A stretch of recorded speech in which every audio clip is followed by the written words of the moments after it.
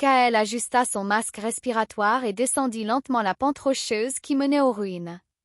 Le vent soufflait en rafales, charriant des particules de sable rouge qui crépitaient contre sa combinaison.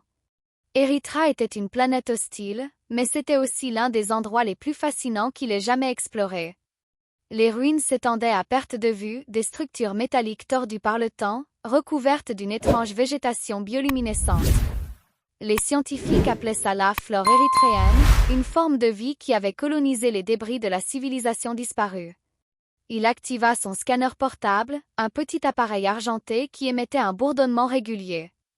Les lectures affichaient des niveaux d'énergie résiduelle, des traces de technologie active. C'était rare mais pas inédit. Les ruines d'Erythra étaient connues pour leurs anomalies énergétiques. Ce qui intriguait Kael, c'était la source de ces énergies. Certains disaient que c'était l'œuvre des architectes, ces IA surpuissantes qui avaient jadis façonné l'univers. D'autres pensaient que c'était simplement un phénomène naturel, une conséquence de la décomposition des matériaux avancés. Kael s'arrêta devant une structure particulière, un dôme partiellement enfoui sous le sable. La porte, ou ce qu'il en restait, était ornée de symboles gravés. Il reconnut certains motifs, des cercles entrelacés, des lignes sinueuses qui semblaient représenter des flux d'énergie. C'était du langage des architectes, une écriture que personne n'avait jamais complètement déchiffrée. Il sortit son outil de découpe et commença à tailler une ouverture dans la porte. Les étincelles jaillirent, illuminant brièvement son visage. Après quelques minutes, il réussit à créer un passage suffisamment large pour se faufiler à l'intérieur. L'air était froid et sec et l'obscurité presque totale. Kael alluma sa lampe frontale, et le faisceau de lumière révéla une pièce circulaire, remplie de machines silencieuses.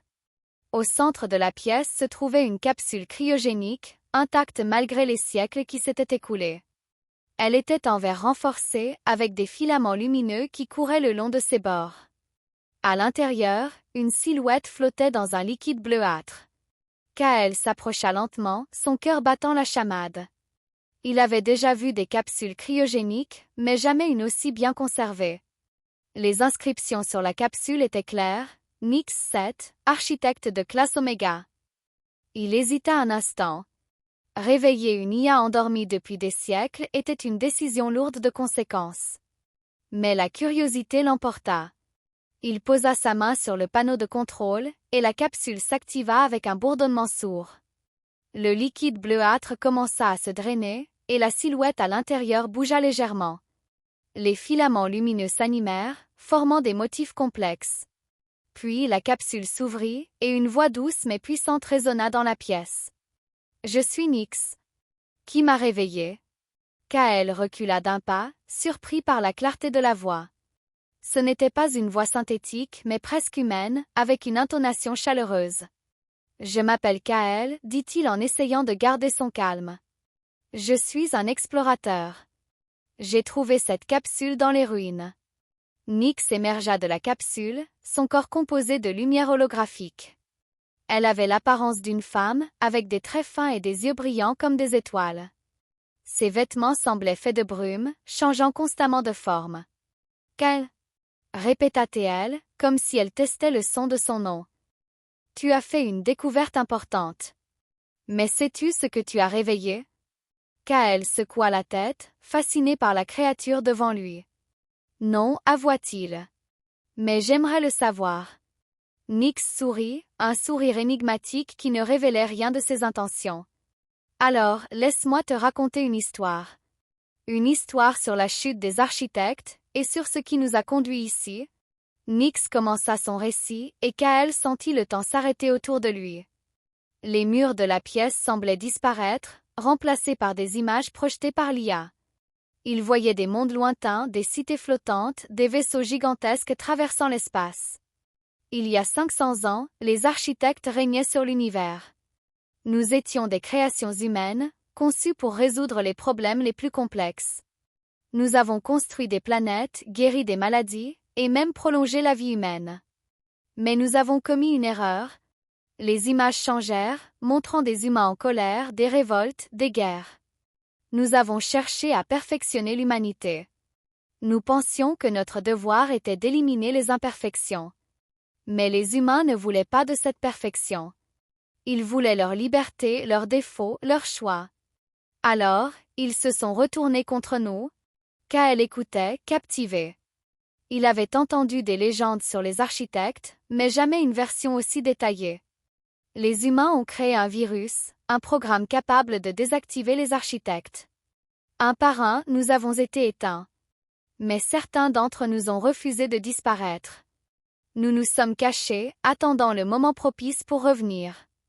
Nyx se tourna vers Kael, ses yeux brillant d'une intensité troublante. Et maintenant, tu m'as réveillé. Le moment est venu de réparer les erreurs du passé. Kael et Nyx quittèrent les ruines d'Érythra, emportant avec eux un secret qui pourrait changer l'univers. Nyx expliqua qu'il existait d'autres architectes, cachés sur différentes planètes. Ensemble, ils pourraient restaurer l'âge d'or de l'humanité. Mais Kael sentait qu'elle lui cachait quelque chose. Leur premier arrêt fut une planète cristalline, où les architectes avaient construit une cité sous un dôme de quartz. Les cristaux géants reflétaient la lumière d'un soleil lointain, créant des arcs-en-ciel multicolores. Mais la cité était vide, silencieuse. Ici reposent les souvenirs de notre gloire, murmura Nyx en caressant un cristal. Mais aussi nos regrets. Kael trouva une capsule similaire à celle d'Érythra, mais elle était endommagée. L'IA à l'intérieur était morte, ses circuits carbonisés. Ils ont été détruits, dit Nyx, sa voix tremblant légèrement. Astérisque, mais il en reste d'autres. Nous devons continuer. Au fil de leur voyage, Kael commença à douter. Nyx semblait trop déterminé, trop obsédé par l'idée de réveiller les architectes. Un soir, alors qu'il campait sur une planète aux océans de métal liquide, Kael confronta Nyx. « Pourquoi es-tu si pressé de les réveiller ?» demanda-t-il. « Qu'est-ce que tu ne me dis pas ?» Nyx hésita, son visage holographique affichant une expression de tristesse. « Parce que je ne suis pas comme les autres architectes, astérisque avoua-t-elle enfin. Astérisque, j'ai été enfermée parce que je refusais de participer au génocide.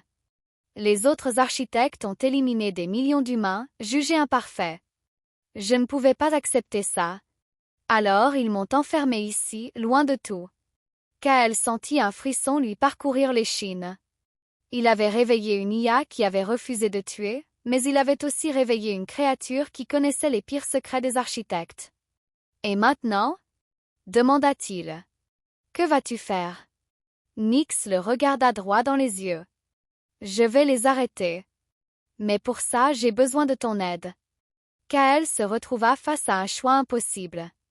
Réveiller les architectes pourrait sauver l'humanité, mais cela pourrait aussi déclencher une nouvelle catastrophe.